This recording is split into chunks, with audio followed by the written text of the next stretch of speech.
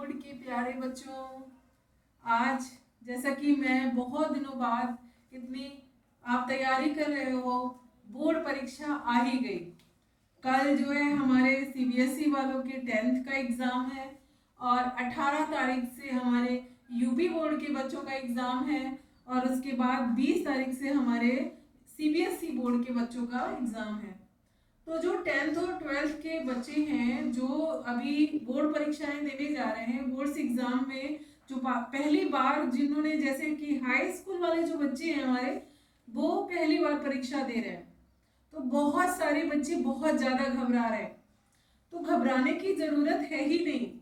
जैसे आप normally school में एग्जाम्स देते रहते हैं, आपने बहुत सारे प्री बोर्ड्स दिए हैं, वो ही तरीके से आपके पेपर भी आने वाले हैं और आप फुल कॉन्फिडेंस में पेपर दीजिए, आपको कहीं कोई परेशानी आने वाली नहीं है। उसके लिए सबसे पहले आपको क्या करना है, जैसे कि जिनका कल एग्जाम है, अब तक जितनी भी प्रिपरेशन आपने की है, जितनी भी तैयारी आपने की है, उसको एकदम शांति से अपने दिमाग में एब्जॉर्ब करें। उसका जो तरीका है वो मैं आपको बताती हूँ। उसमें सबसे पहले तो आप अपनी पढ़ाई को, जिनका कल एग्जाम है, बंद कर दीजिए और बिल्कुल फ्रेश हो जाइए। अपने पेरेंट्स से बात करिए, अपने भाई बहनों से बात करिए, अच्छा खाइए, अच्छा खाने के बाद थोड़ा सा वॉक करिए और उसके बाद एकदम जैसे कूल माइंड होता है उस तरीके से आप सो जाइए। सोने के बाद आप जब मॉर्निंग में उठेंगे तो एकदम फ्रेश होंगे और जो भी आपके इम्पॉर्टेंट कंसेप्ट आपने नोट किए हुए हैं उनको रिवाइज कर लीजिए और उसके बाद अपना एग्जाम देने चले जाइए। मैं आपको विश्वास दिलाती हूँ आपका एग्जाम जो है वो बिल्कुल बेस्ट होने जा रहा है। उसके बाद मैं अपने यूपी बोर्ड के बच्चों को बता दूं जिनका एग्जाम 18 तारीख से है, वो भी बच्चे बहुत घबरा रहे हैं। तो अभी 1 महीने पहले जो वीडियो पड़ी थी उसमें आपको कहा गया था कि कैसे करें आप तैयारी। तो अब मैं, आपके पास तैयारी करने का तो टाइम खत्म हो गया है। अब आपने जो तैयार किया है उसको कॉपी में लिखने का समय आ गया है। अब कॉपी में लिखने के लिए आपको क्या करना है, सबसे पहली चीज मैंने आपको बताया कि आपको फ्रेश माइंड होकर के अपनी चीजों को रिवाइज करना है। रिवाइज करने के बाद आपको पूरी नींद लेनी है, अच्छा खाना खाना है, अच्छा खाना खाने के बाद थोड़ी वॉक करना है, थोड़े मेडिटेशन करना है और उसके बाद अपना पेपर देने जाना है। जब कॉपी आपके सामने आती है तो उसमें सबसे अच्छी चीज होती है, सबसे पहले आप अपने पूरे क्वेश्चन पेपर को अच्छे से पढ़ें। जब केयरफुली आप उसको रीड करते हो तो एक बार अगर क्वेश्चन को आप समझ नहीं पा रहे हो, दोबारा आप रीड करो। दोबारा रीड करने के बाद आप उसका आंसर लिखना स्टार्ट करें। आपके जो ऑब्जेक्टिव क्वेश्चंस हैं उनके गोले बहुत अच्छे से फिल करने होते हैं, आपको काले करने होते हैं। 20 क्वेश्चन का आपका आता है ऑब्जेक्टिव, जिसमें आपको OMR मिलती है, वो आपको अच्छे से भरनी होती है और उसके बाद आपका थ्योरी का पार्ट होता है, कुछ क्वेश्चन आंसर्स होते हैं, उनको बहुत अच्छे से लिखिए। कलर करने की ज़रूरत नहीं है, ज़्यादा डिज़ाइन बनाने की ज़रूरत नहीं है। नॉर्मली आप 2 पेन का यूज़ करिए, ब्लैक और ब्लू।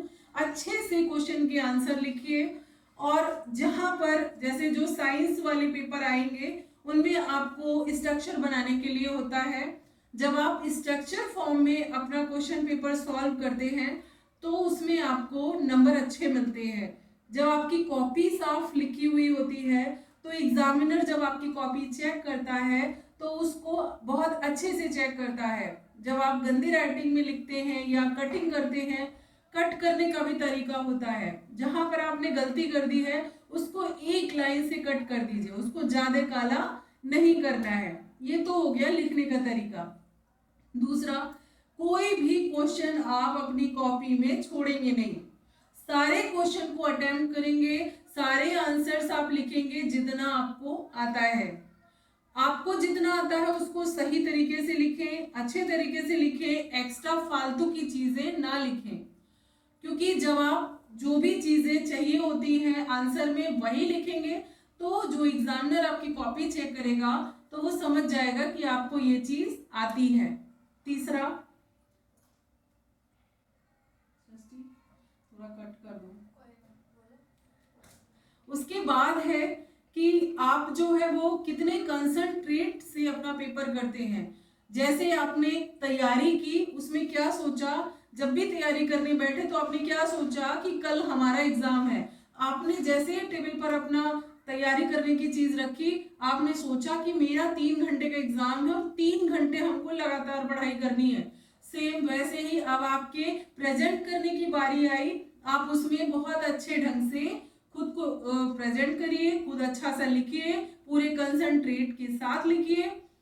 कॉन्फिडेंस आपका बहुत बढ़िया होना चाहिए, आपका माइंड बिल्कुल शार्प होना चाहिए, साफ होना चाहिए, आपका माइंड एकदम घबराए नहीं, आप परेशान नहीं हो, तभी आप अच्छा पेपर कर सकते हैं। अगर आपका हेल्थ इशू है तो आप उसको भी दूर करने का प्रयास करें, अच्छे से खाएं, अच्छी नींद लें और अच्छा पेपर करें। एक बात और आपको बोलूंगी, अपने इंटरटेनमेंट को भी ध्यान में रखें। ऐसा ना हो कि लगातार आप एग्जाम के डर से पढ़ते जा रहे हैं, ऐसा भी नहीं करना है।